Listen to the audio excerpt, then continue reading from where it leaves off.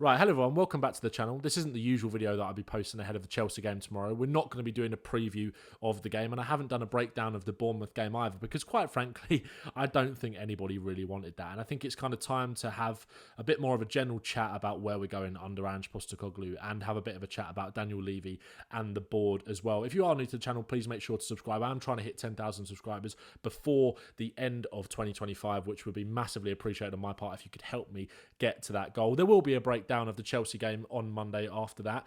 I just didn't really feel in the right space to make that video after the Bournemouth game, because there was a lot of negativity and a lot of toxicity, and also like we want to learn things from games, right? And I don't think there was anything to learn from that Bournemouth game. We all saw a terrible performance in front of our eyes, and I don't think it necessarily needed me or anybody else to break it down as to why Tottenham was so poor.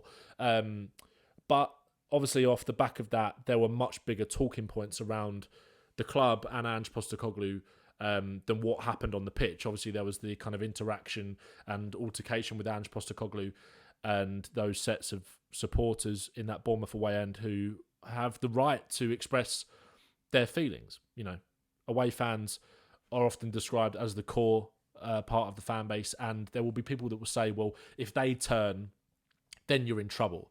And I do think Ange might be in a little bit of trouble, and that's, I don't want him to be. The reason that I don't know what I've titled this video yet. I know what the thumbnail is. You guys might click on it thinking Ben wants Postecoglou to go, kind of putting the end there, and that is not the case at all. I just fear that we could be approaching the end of this project prematurely, and my fear is because Daniel Levy and the board may look at that and one, kind of take it as an overall poll of like fan sentiment. Look, it was a really poor performance on a Thursday night where there are no direct trains back to London. Those Spurs fans have spent their hard-earned money travelling, following their team up and down the country, and have a right to be frustrated and, you know, vent their frustrations towards the manager, because ultimately the manager is the figurehead of the club and he is the one that has to front up and take responsibility.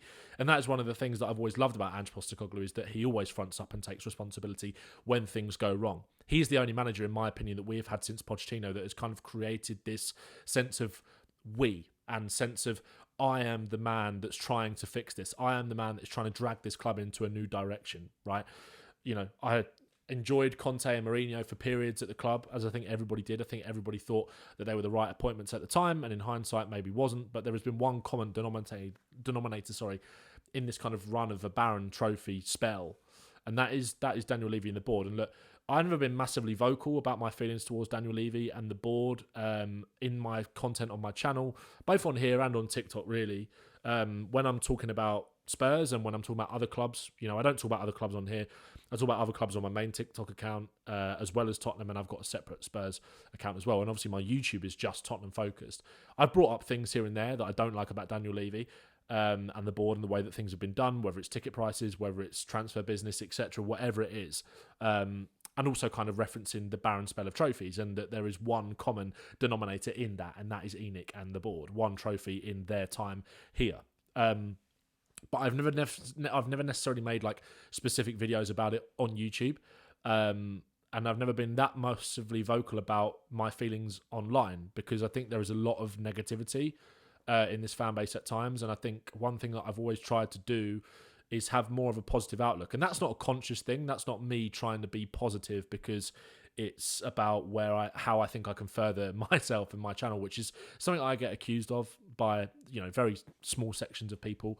And it doesn't really affect me, to be honest. People are always going to have their opinions.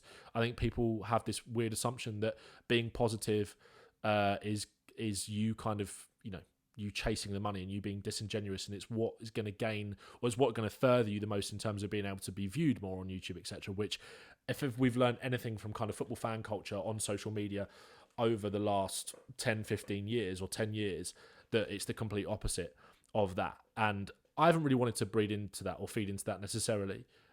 So I haven't necessarily felt the need to make videos about certain things. I've kind of just wanted to focus on the pitch. That's just how I feel in terms of my content. That's what I've wanted to do. I've wanted to be insightful in any way I can.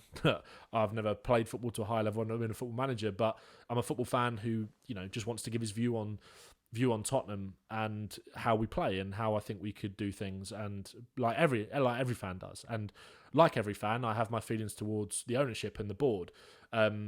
And my worry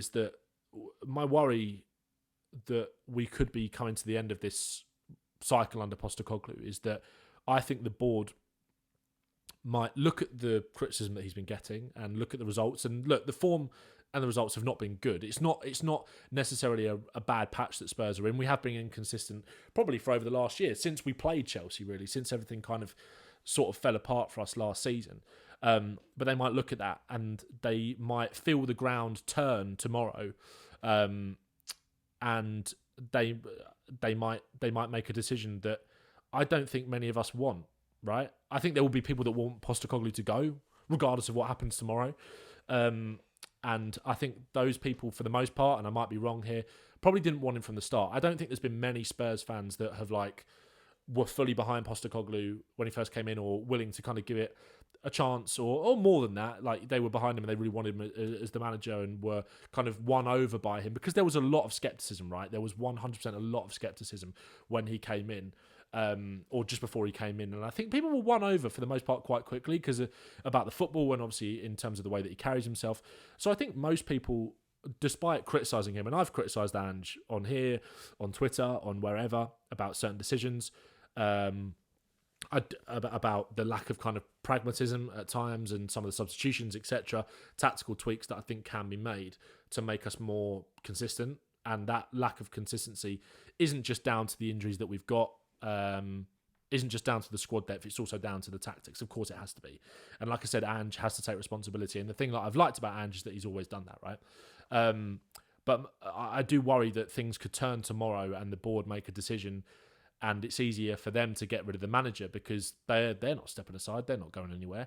And that's what most people want. And look, like I said, I've not been massively vocal about it, but we all want new owners, probably, don't we? Like, you can recognise the good work that Daniel Levy and ENIC have done at this football club to transform us from where we were into where we are now. And people will say that, well, you've not won anything significant, so how can you be transformed? But you can't look at what Tottenham are now and think that we're not in a better position to compete than we were when Daniel Levy and ENIC took over, I believe, in 2001.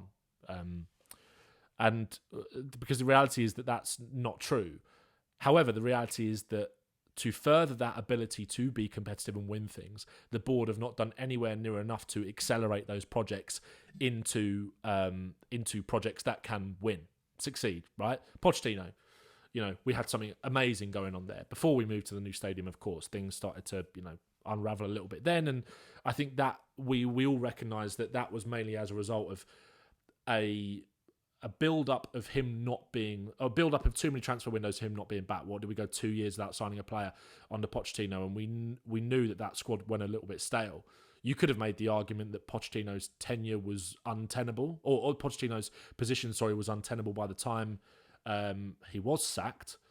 But I think we all recognise that it was as a result of the failings of the board, right? And what we have been starved of so much at Tottenham is that success.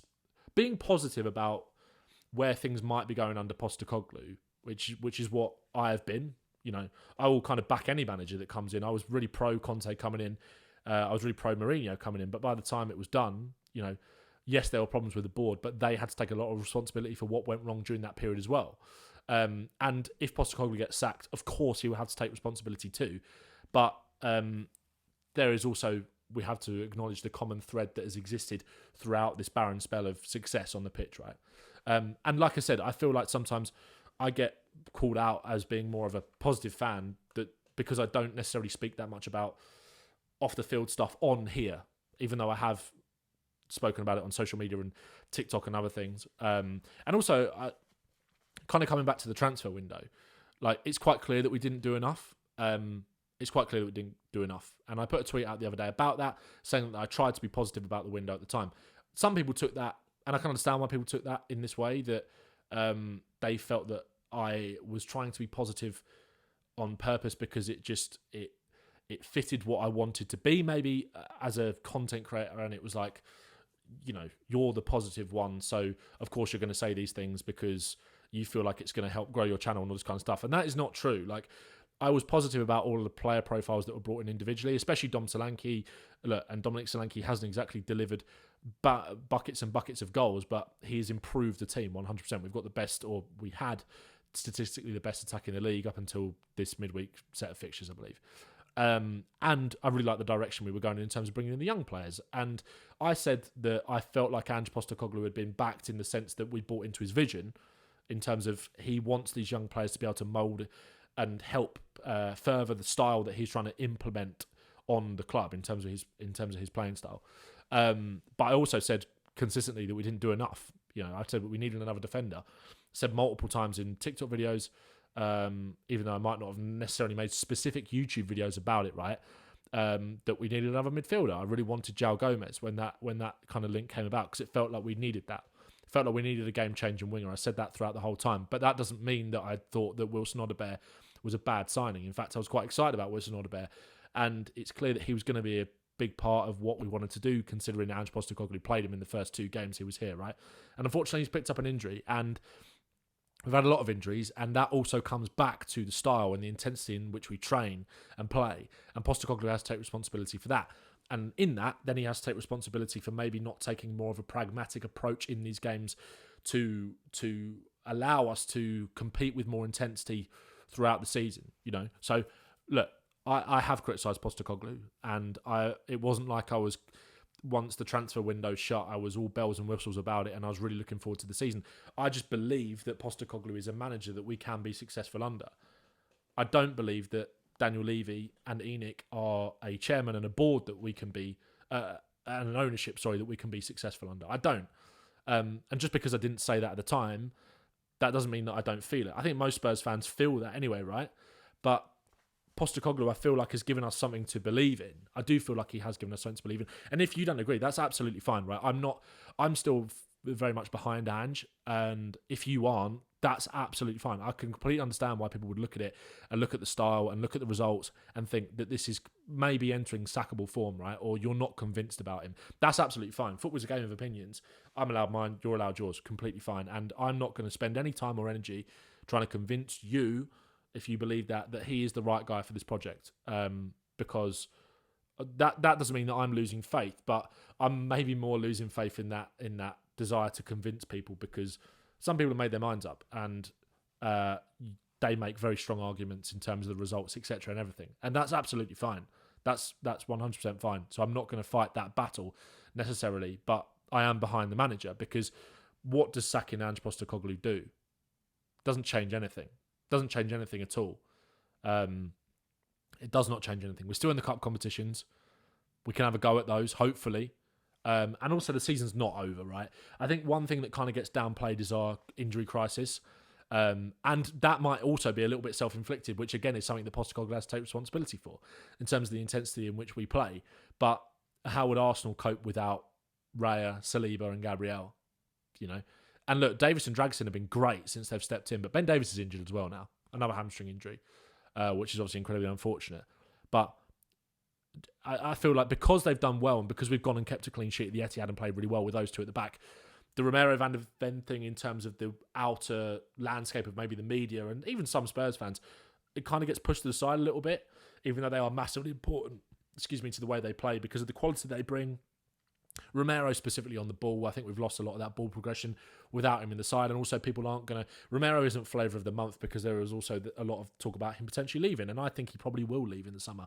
But let's not act like he isn't important to us right now. So losing these players and losing the fringe players like Odobert, etc., Bentancur for this ban, although, again, that is something that's self-inflicted and deserved, is hurting us in terms of that ability to rotate. So these are all things that are contributing to it. But another factor that's contributed, if you zoom out, of course, just even out of this season, is that failure in terms of managers being back consistently under this board. And I want new owners. We all want new owners. We all want Tottenham to win, right? But that doesn't mean that you can't acknowledge the good things that Daniel Levy and this board have done. And people will wipe that away. And again, that's absolutely fine if you feel like that. That's fine if you don't feel like the stadium move has been a success. You don't feel like it's put us in a position maybe where we can compete. It has, but unfortunately the people that are making the decisions are letting themselves down despite what they have built. Daniel Levy has built this, allow someone else to make the decisions to build on this. That's kind of how I feel, right? That's definitely how I feel. Someone else needs to come in and use that platform that Daniel Levy has built as a springboard for Spurs to be able to kick on and be competitive in terms of winning silverware. And nothing is guaranteed in football, right? You can have the best owners in the world, but you might not win things. Football is a game that is so unpredictable at times. And look, other teams are becoming a lot more competitive. It's not an easy Premier League, and these might be excuses. Of course, I get that. People would say that. But other teams are getting better. But teams are getting better around Tottenham standing still in the market in terms of being ambitious like other teams have been. You know, Newcastle and Aston Villa have obviously been a bit hamstrung by the PSR regulations, especially Newcastle. And I think Spurs have been quite lucky that they have in a way, because I think there could have been a world where Newcastle have just gone vroom and gone straight past Tottenham. Aston Villa have gone vroom, straight past Tottenham. I mean, Villa have built a squad to be able to compete, and there are other failings at Villa that are going on right now that means that they haven't massively kicked on and gone past us despite finishing above us. And look, it's not all over. Spurs can still finish in the top four. I'm not saying we are going to finish in the top four, but it's not as if it's an impossibility, or top five or top six or whatever. It's not an impossibility at all. Again, once we get the players back, and we might be able to establish that bit more consistency. But the sad thing is that we have also established inconsistency with our first team fit. But where I stand with Ange is that we've seen expectations have gone up, because we've seen how expectations have gone up around Ange, despite the skepticism maybe about him coming in at the start, because we've shown the ceiling, or we've shown an idea of a ceiling of what this team can hit in terms of beating Man City and beating Man United in the way that we did, beating Aston Villa in the way that we did, having really impressive results. But he needs to be backed more to allow this squad to be able to compete consistently. But again, like I said, that doesn't mean that he doesn't have tactical shortcomings and failings. But I don't want to lose him. Because I do think that Ange Postecoglou is the only face at this club that has that ambition. Like I said, it's always about it's always about him that is trying to change things. You know, he is the only real face with the ambition to win, in my opinion. I think the players get too much of an easy ride a lot of the time, and I think he has to face up and the brunt of a lot of that criticism. Where I think for the most part, or certainly not the most part necessarily, but a lot of it is also down to the players. And I think the biggest problem is the board. Like, Ange Postecoglou is kind of just the tip of the iceberg, really. Because he's the one that has to face the media all the time as the manager. It's his job, right? Look, this has been a bit of a kind of all over the place video. I'm kind of just saying it like, this is all just kind of off the top of my head. It's not scripted. I just kind of wanted to come on here and have a genuine conversation, because I want Daniel Levy to step aside. I want Enoch to step aside and let someone else have a go. And I think we all feel like that deep down. But just because I've not been massively vocal about it doesn't make me a Levy lover or a happy clapper or all this kind of stuff, just because I sit more on the positive side of maybe this space in which Spurs fans create content. I'm just a fan, right? I don't think about, when I make videos, I try and give my videos the best chance of doing well, because it's my job and that's the reality of it, right? I don't post, that's not through clickbait. That's just, that's, through one, saying how I feel, but also naturally sometimes you have to zhuzh up thumbnails a little bit, or titles maybe, to be more clever about your videos doing well, because it's your job. But at the core of what is being said is what I feel all of the time. It's all genuine. I don't pretend that these signings are going to be great, because I don't believe that they're going to fail. Or I've worded that horribly. I don't big up these signings because I think it's going to make my video do better in terms of what I'm saying. I say it how it is in the videos, like Wilson Odobert video or whatever. I always spoke about the things about, like, you can definitely understand why Spurs should have gone for a more ready option. I've always said that. I've always said these kind of things. But the reality is that we've signed the player. I can't control that. So what can I see in that player that makes me think he's going to be good for Tottenham? Because I think Wilson Odobert will be good for Tottenham. Just using Odobert as an example here, right? So I'm not lying to you. I'm not coming on here saying that Wilson Odobert is going to be the next coming of Lionel Messi. And as soon as I turn the camera off, I'm going, why have we bought him? Why have we done that? Not saying to my mates down the pub every week I go to Spurs, yeah, I think he's rubbish. It's not like that at all. And yeah, it's been a toxic few days. It has been a toxic few days, and the sad reality is that I don't feel like it's going to change. I think the manager might change. I really don't want him to. I really stand behind Ange Postecoglou. And I think he can be a manager that can be successful at this football club. But to allow that to happen, he needs more backing with more players that are ready to do what he wants, a bigger squad. We did so much great work in the summer, and I stand by that. Like, some of the criticism that I get for being positive about the window, you'd almost feel like people were saying that I thought it was a 10 out of 10.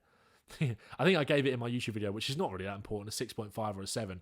And I said consistently in videos on YouTube. I make content outside of YouTube as well, right? I make 1-2 minute videos on TikTok that you guys might not see because you might not follow me on there. Please do, because I'm trying to get to 50,000 followers before the end of the year.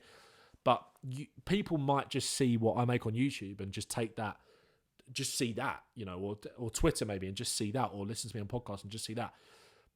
Everyone might have their own individual way in which they consume what I say, so they might miss things that I talk about. And I have a lot of different platforms in which I do that. So it's like you might miss things and might miss some of the things that I say. So you might make a judgment or you might make a perception about me and how I feel about certain things and the board and the manager, etc., based off of just one video maybe. And that's absolutely fine. I get that. People don't... I'm not asking you to... Well, I am asking you to consume my content because I like making it and it's great that people will want to watch it. But yeah, this has been a bit of a rant, a bit of a ramble. Not a rant. I'm not angry. I'm just quite deflated. There isn't going to be a Chelsea preview because again, I don't think people would want that necessarily right now. People might want more of a discussion about this in the board. I want Daniel Levy to leave. I want the board to step aside. Daniel Levy's done some great work for Tottenham, but it should have been, the legacy should have been the stadium and the journey to that point, and then let someone else take over. And let someone else ride off into the sunset with Spurs and use the foundations that have been quite strongly built to turn us into a team and a club that has an identity and a culture and a philosophy built around winning things. And like I said, we could have the best owners in the world and not win anything, but we need to give ourselves more of a chance. And I think under this board and under this ownership, that's not going to happen. The manager might change, and I'm worried about that. That's why I don't know, like I said, don't know what I've titled the video yet, but the thumbnail, the end, because I feel like that could be coming soon, and it really pains me, and I don't want that, because we'll just end up starting again. So yeah, let's try and get behind Ange. Let's try and get behind the team. Protest if you want to protest. Be vocal about Daniel Levy and the board and Enoch if you want. Do it. I implore you and encourage you to do that. I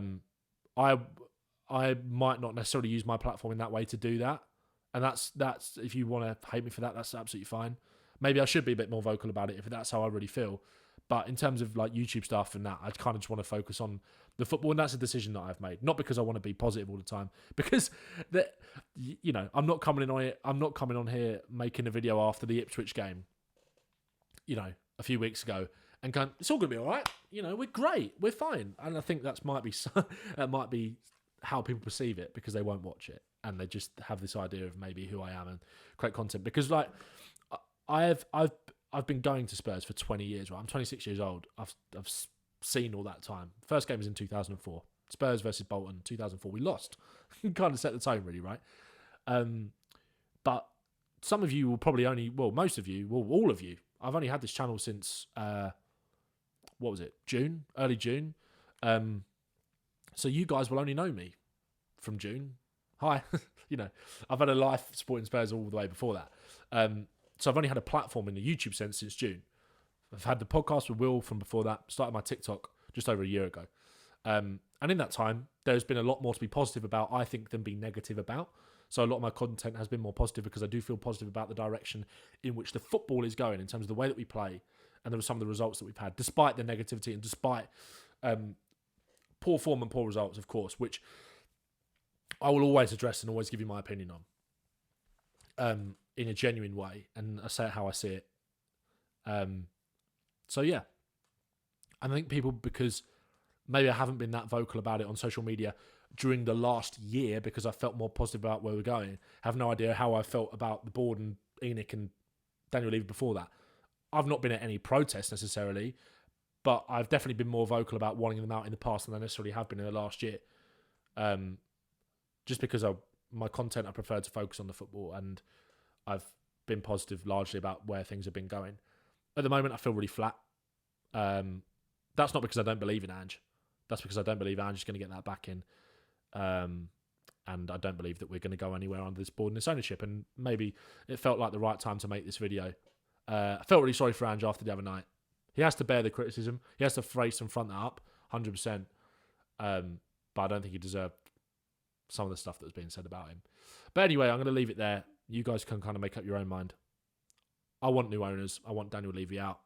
I want Ange to be backed, and I want Ange to stay.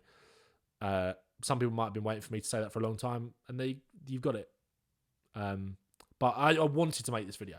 I wanted to make this video and kind of talk about it. So yeah, make sure to subscribe, make sure to like the video, and up the Spurs. I'll speak to you after Chelsea. Nice one.